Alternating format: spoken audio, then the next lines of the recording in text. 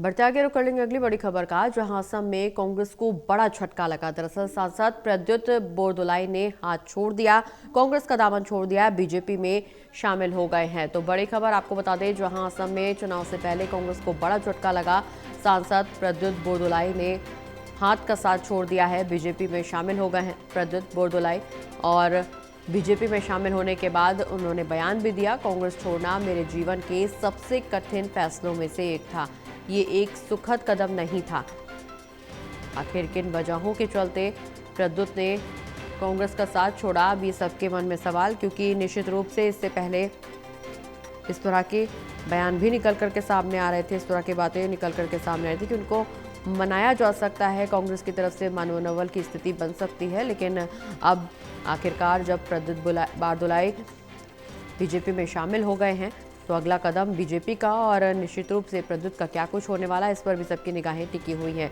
असम में चुनाव होने हैं और हाल ही में चुनावी तारीखों का ऐलान किया गया, तो उसके बाद ये कांग्रेस के लिए बड़ा झटका माना जा रहा है। इस दौरान प्रद्युत बोरदोलाई ने बयान भी दिया कि कांग्रेस को छोड़ने का फैसला मेरे जीवन के सबसे कठिन फैसलों में से एक था।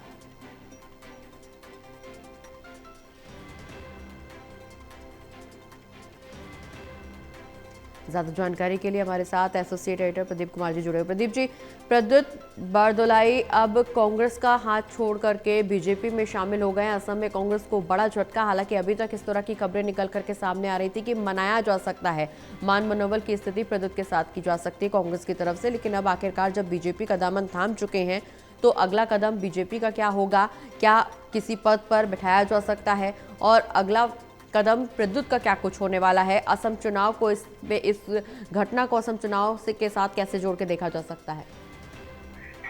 देखिए, असम में कांग्रेस को बड़ा झटका देते हुए सांसद प्रद्युत बोरदोलाई ने पहले इस्तीफे का ऐलान किया था और उसके बाद उन्होंने कुछ देर पहले ही बीजेपी का दामन थाम लिया है। असम के नागांव से सांसद हैं प्रद्युत बोरदोलाई। तो आज उन्होंने असम के मुख्यमंत्री हेमंत बिस्वा शर्मा और असम बीजेपी अध्यक्ष दिलीप सेकिया की मौजूदगी में बीजेपी में शामिल हो गए हैं।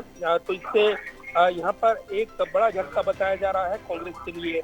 इस पर प्रतिक्रिया दी है प्रियंका गांधी ने, जो असम चुनाव प्रभारी भी हैं और विचारधारा की कोई अहमियत नहीं है, ये बयान देते हुए उन्होंने निशाना साधा है। इससे पहले जो उनकी टीम से जुड़े हुए सांसद इमरान मसूद ने ये प्रतिक्रिया दी थी कि कोशिश की जाएगी, लेकिन जो कोशिशें थी वो कल ही तस्वीर साफ हो गई जब उन्होंने इस्तीफे का ऐलान किया था।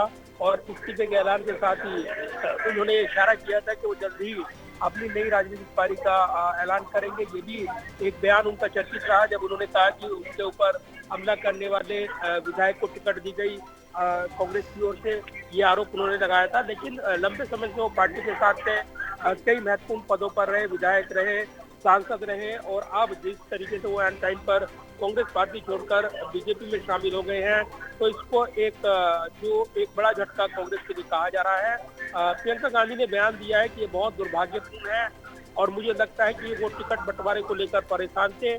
अगर हमें इस बारे में बात करने का मौका मिलता तो शायद हम उनकी शिकायत दूर कर देते, लेकिन ऐसा नहीं हो पाया। तो ये मौका नहीं दिया बोरदोलाई ने और वो संपर्क में आ गए बीजेपी के, क्योंकि जो असम के मुख्यमंत्री हैं वो पहले कांग्रेस में रहे हैं और असम में नॉर्थ ईस्ट में जो भी ऑपरेशन लोटस से संबंधित गतिविधियां होती हैं वो उसको संचालित करते हैं, ये आरोप कांग्रेस लगाती है।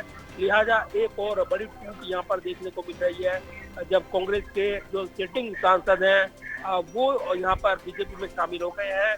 इससे पहले चुनाव के ऐन वक्त पर ये टाइमिंग जो है महत्वपूर्ण है, लिहाजा इस टाइमिंग के बाद कांग्रेस के लिए इस ज्वाइनिंग को एक बड़ा झटका बताया जा रहा है। चलिए, बहुत बहुत शुक्रिया प्रदीप जी, तमाम जानकारी दर्शकों तक पहुंचाने के लिए।